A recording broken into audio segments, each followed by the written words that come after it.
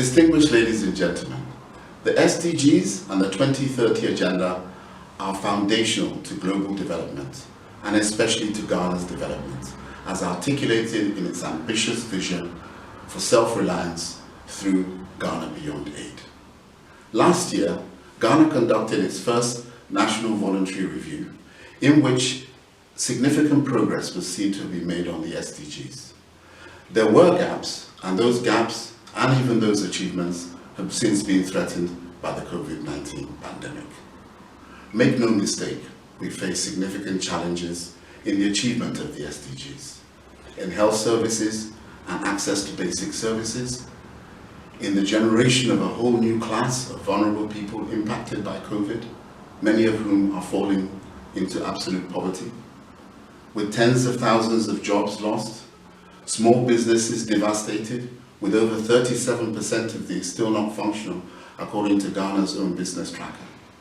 With investment funds in flight out of developing country context, Ghana is not left behind in this. With the extreme pressures that are being created as Ghana responds at the macroeconomic level, there is an important need for new investments to support the various efforts the government is making to achieve balance and build back better. And we must not forget that social cohesion at a time like this is extremely important.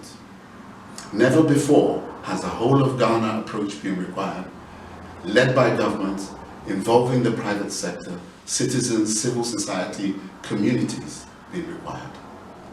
Today, the international community must also come to rally to Ghana's support as well. In this context, the SDG Investment Fair's theme, regaining momentum on SDGs during the COVID context and beyond, is extremely apt.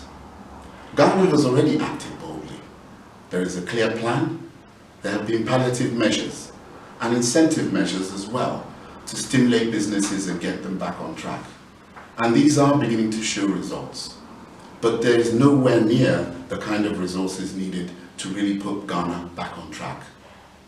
And so in that context, this particular investment fair, under the leadership of government, is absolutely what is required to take this country forward. And the UN stands resolutely behind this. To achieve this, though, we need investments across a whole range of sectors, across health and basic services, in social protection, to maintain the numbers who receive protection, and to expand this in the context of new vulnerable people, especially as remittances globally have dropped by as much as 20%.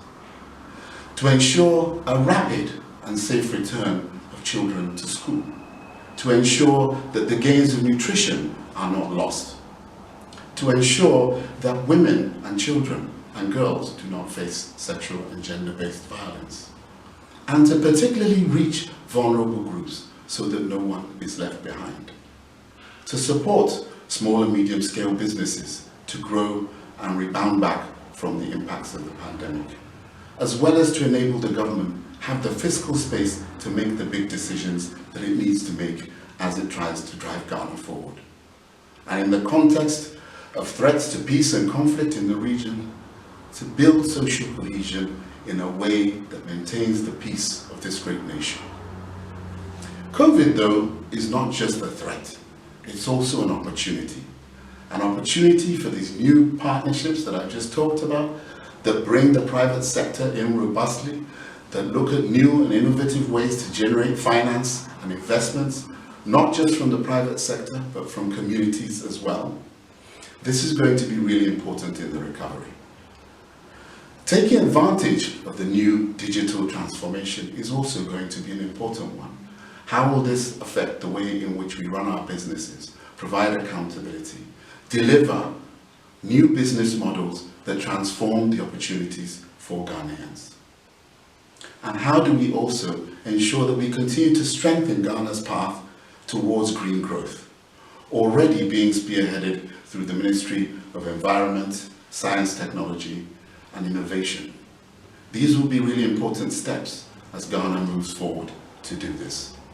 And so maintaining that framework, particular reference to the Addis Ababa Action Agenda, where aligning investments with these development objectives is key, will be of paramount importance.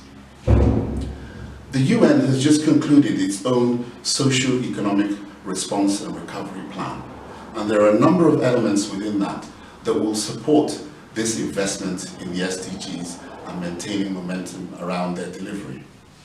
Key among those at the macro level will include the work that we will do to support the integrated national financing framework, the development of SDG investor maps, the development of infrastructure-related bankable projects that support the achievement of the SDGs, as well as work that we're doing around the Basic Sanitation Fund to mobilize new resources around this great social need, and work that we will be doing with Accra, one of 4 cities globally chosen to develop urban regeneration and economic recovery.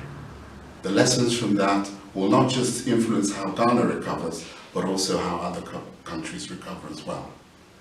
Investing in artificial intelligence and data governance frameworks will put Ghana in a place where it reaps the dividends of the digital transformation, and we will support that, along with a whole host of efforts in the traditional sectors.